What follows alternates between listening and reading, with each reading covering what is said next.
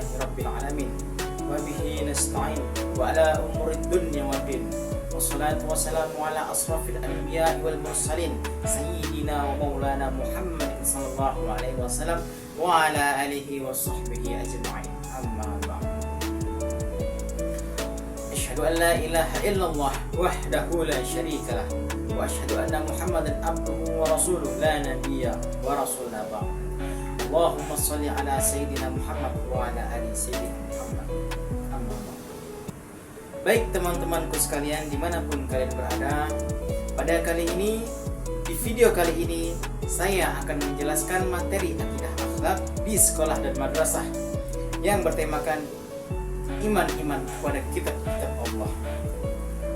Sebelum saya menjelaskan materi tersebut, ada baiknya saya memperkenalkan diri terlebih dahulu. Sebagaimana pepatah mengatakan, tak kenal maka tak sayang. Izin memperkenalkan diri, nama saya Zailani Alfa, asal saya dari Waikanan. Saya di sini sebagai mahasiswa Universitas Islam Negeri Raden Intan Lampung, program studi Pendidikan Agama Islam, Fakultas Tarbiyah dan Keguruan. Iman-iman kepada kitab-kitab Allah adalah mempercayai dengan sepenuh hati bahwa Allah menurunkan kitab-kitabnya kepada para rasulnya sebagai pedoman hidup bagi manusia. Kitab-kitab tersebut berisi petunjuk, hukum, perintah, dan larangan untuk mengarahkan manusia menuju kebahagiaan dunia dan akhirat.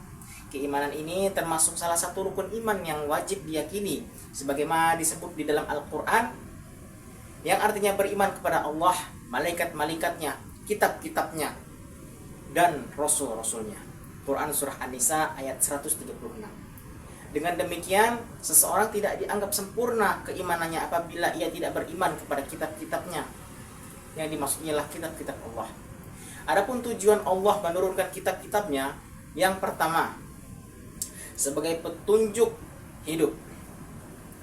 Manusia membutuhkan panduan untuk mengetahui apa yang benar dan apa yang salah.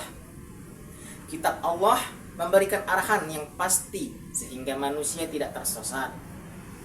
Yang kedua, sebagai pembeda atau Al-Furqan. Kitab Allah berfungsi membedakan antara yang benar dengan yang salah, membedakan antara yang halal dengan yang haram, dan lain sebagainya. Yang ketiga, menjelaskan hukum-hukum Allah. Syariat Islam telah mengalami penyempurnaan dari masa ke masa melalui kitab-kitab yang berbeda, sehingga akhirnya disempurnakan dalam Al-Quran. Yang keempat ialah menjaga fitrah manusia. Kitab Allah hadir untuk mengembalikan manusia kepada fitrah, beribadah kepada Allah dan menjauhi kemusyrikan. Adapun dalil-dalil yang menerangkan tentang keimanan kepada kitab-kitab Allah. Dalil yang pertama adalah dalil dalam Al-Quran. Allah Subhanahu wa taala telah berfirman di dalam Quran surah Al-Baqarah ayat 4, yang artinya, dan orang-orang yang beriman kepada apa yang diturunkan kepadamu Muhammad SAW dan kepada apa yang diturunkan sebelum kamu. Quran surah Al-Baqarah ayat 4. Ayat ini menegaskan bahwa seseorang mukmin wajib mengimani Al-Quran dan kitab-kitab sebelumnya. Dalil yang kedua adalah dalil hadis. Rasulullah SAW telah bersabda menjelaskan tentang iman. Engkau beriman kepada Allah, malaikatnya, kitab-kitabnya, rasul-rasulnya. Hadis riwayat Muslim. Hadis ini pun menunjukkan bahwa iman kepada kitab-kitab adalah rukun iman yang bersifat wajib. Kemudian ada pun bentuk-bentuk keimanan kepada kitab-kitab Allah. Yang pertama adalah meyakini bahwa Allah benar-benar menurunkannya. Seorang muslim harus percaya bahwa kitab-kitab tersebut bukan karangan manusia, namun melainkan wahyu yang diturunkan oleh Allah Subhanahu wa taala kepada para rasul-rasulnya. Yang kedua adalah meyakini bahwa isi kitab tersebut benar pada masa diturunkannya. Walaupun kitab sebelumnya telah mengalami perubahan, ajaran asli dari kitab tersebut itu tetap dibenarkan. Yang ketiga, mengamalkan Al-Quran. Umat Islam wajib menjadikan Al-Quran sebagai pedoman hidup, karena ia adalah kitab terakhir dan paling sempurna. Kitab lain tidak lagi menjadi rujukan syariat setelah datangnya Al-Quran. Mengapa demikian? Karena Al-Quran adalah sebagai kitab terakhir, sebagai kitab yang penyempurna daripada kitab-kitab sebelumnya. Kemudian yang keempat adalah membaca, mempelajari, dan memahami isinya. Membaca Al-Quran adalah ibadah, mempelajari makna dan hukumnya adalah kewajiban. Baik, masuk ke dalam pembahasan. Pembahasan pertama ialah kitab Taurat. Kitab Taurat adalah kitab yang diturunkan kepada Nabi Musa alaihissalam. Dan Nabi Musa alaihissalam itu pun merupakan salah satu daripada Nabi yang ke-25, urutan ke-14. Kemudian yang dibahas ataupun yang dijelaskan di dalam kitab Taurat tersebut adalah hukum-hukum syariat dan akidah yang dibenarkan dan diridhoinya. Kemudian di dalam kitab tersebut itu pun menjelaskan bahwasanya akan ada kabar gembira, akan muncul seseorang di antara nabi-nabi yang lain sebagai nabi penutup di antara para kenabian, yaitu baginda besar Muhammad SAW. Kitab yang kedua ialah kitab Zabur. Kitab Zabur adalah kitab yang diturunkan kepada Nabi Daud alaihissalam. Dan Nabi Daud merupakan salah satu dari ke-25 nabi yang merupakan keturunan ke-12 dari Nabi Ibrahim alaihissalam. Adapun isi daripada kitab Zabur, ia berisi tentang doa-doa, zikir, dan nasihat dan hukum. Kemudian dalam kitab Zabur tersebut itu tidak menjelaskan ataupun tidak menjelaskan tentang hukum-hukum syariat dan akidah. Mengapa demikian? Karena Allah memerintahkan Nabi Daud alaihissalam untuk mengikuti ajaran-ajaran Musa alaihissalam. Adapun kitab yang ketiga ialah kitab Injil. Kitab Injil adalah kitab yang diturunkan oleh Allah Subhanahu wa taala kepada Nabi Isa alaihissalam. Nabi Isa alaihissalam merupakan salah satu dari ke-25 nabi urutan ke-24.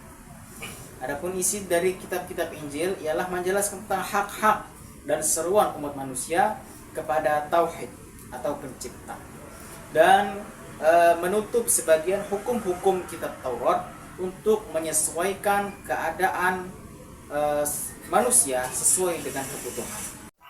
Namun untuk saat ini kitab Injil sudah mengalami perubahan atau yang sudah dibilang sudah direvisi oleh manusia yang mengikuti ajaran-ajaran Nabi Isa.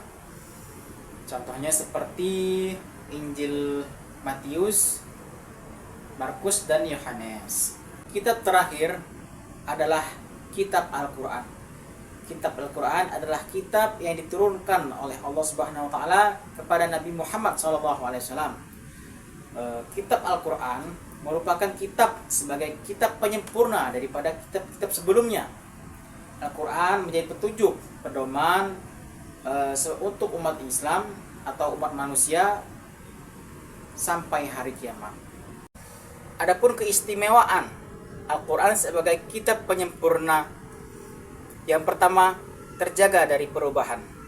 Allah menjaga Al-Quran dari penyimpangan sebagaimana firman-Nya, yang artinya sesungguhnya kamilah yang menurunkan Al-Quran dan sesungguhnya kami pula yang menjaganya. Quran Surah Al-Hijr ayat 9. Yang kedua, berlaku sepanjang masa. Syariat Al-Quran sesuai diterapkan untuk menjaga zaman dari keadaan. Yang ketiga, menjadi mukjizat terbesar. Al-Quran mengandung mukjizat dari segi bahasa, hukum, dan isinya. Kemudian yang keempat, menjadi rahmat bagi seluruh alam. Ajaran tidak hanya untuk kaum tertentu seperti Taurat atau Injil, akan tetapi untuk seluruh umat manusia. Saudara-saudaraku sekalian, teman-temanku sekalian, dimanapun kalian berada, iman kepada kitab-kitab Allah adalah bentuk keyakinan yang teguh bahwa Allah menurunkan kitab-kitab sebagai pedoman hidup manusia. Umat Islam wajib mengimani Taurat, Zabur, Injil, dan Al-Quran, serta meyakini bahwa Al-Quran adalah kitab terakhir yang paling sempurna. Dengan memahami isi kitab Allah, manusia memperoleh petunjuk hidup, hukum, dan pembeda antara yang baik dan yang benar. Keimanan ini akan menguatkan hubungan seseorang dengan Allah dan membentuk akhlak yang mulia. Itulah tadi materi singkat yang dapat saya sampaikan. Mudah-mudahan apa yang saya sampaikan dan apa yang kita pelajari dapat bermanfaat dunia dan akhirat.